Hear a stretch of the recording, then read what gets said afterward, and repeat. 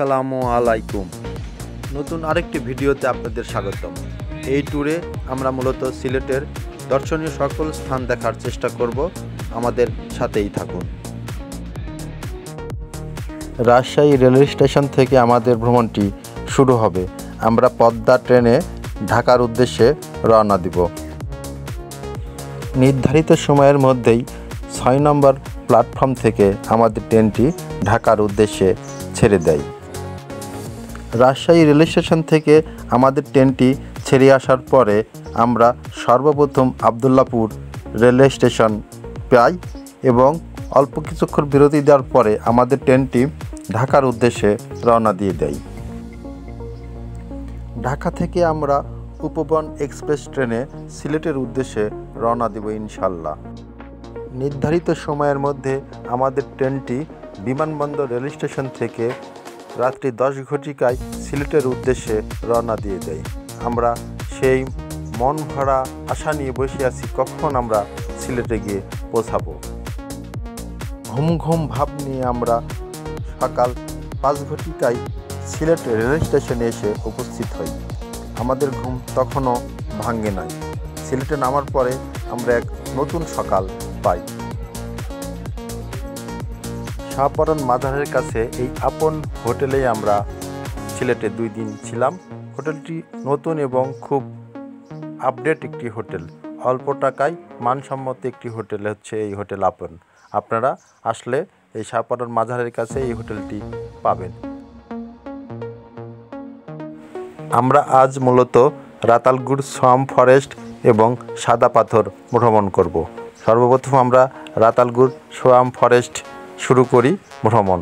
এই যে ছোট নৌকা, এই নৌকাতে আপনারা 6 থেকে 8 জন উঠতে পারবেন। ভাড়া 750 টাকা এবং বনে ঢোকার একটা ফি রয়েছে। এই ফিটা আমরা বুঝতে পারলাম না কী জন্য আমাদের কাছ থেকে নিল। আমরা যতটুকু জানি বনে ঢোকার কোনো ফি নাই, কিন্তু আমাদের কাছ থেকে 50 টাকা করে পার পার্সন হিসাবে ফি রাখা হয়। এই বিষয়টি কেউ জেনে থাকলে আমাদেরকে ইনবক্স করে জানাবেন। এশিয়া মহাদেশের মধ্যে অন্যতম হচ্ছে এই রাতালগুড় সোয়াম্প ফরেস্ট। পানির উপর ভেসে থাকা অদ্ভুত সুন্দর হচ্ছে এই রাতালগুড় সোয়াম্প ফরেস্ট। আপনারা না আসলে বুঝতেই পারবেন না কি অনুভূতি যখন এই বনের ভিতর দিয়ে ছোট ছোট নৌকাগুলো যায়। আপনাদেরকে আবারও ওয়েলকাম করছি সাদা পাথর থেকে। আমরা এখন সাদা পাথর ভ্রমণ করব।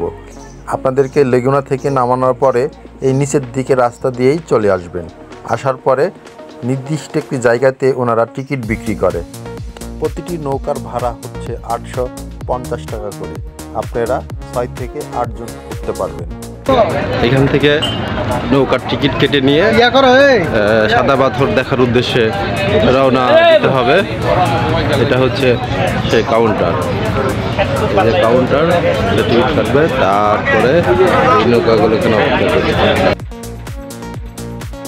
সাদা পাথর মেন যে স্পট, সেই স্পটে যেতে লাগলে আপনাদেরকে এই লেক পার হতে হবে এবং এই লেকে যে পানি আছে, পানিতে উজান থেকে পাথর নেমে আসে এবং এখানকার স্থানীয় বাসিন্দারা সেই পাথর বাজারে বিক্রি করে তাদের জীবিকা নির্বাহ করে। এখানে এসে সকল নৌকা আপনাদেরকে নামিয়ে দিবে। তারপরে এখান থেকে 2-3 মিনিট হাঁটলেই আপনারা মেন যে সাদা পাথরের স্পট সেখানে যেতে পারবেন এবং সেইখানকার অনুভূতি বলার মতো না। ঠিক আছে, এই দিকে হাঁটতে হাঁটতেই ওই যে মানুষজন পাহাড় দেখতে পাচ্ছেন, এখানে ওইখানেই হচ্ছে মেন জায়গা। আমাদের ঘোরার ইয়ার রেট কত? কতক্ষণ ঘোরাবেন? সাদা পাথর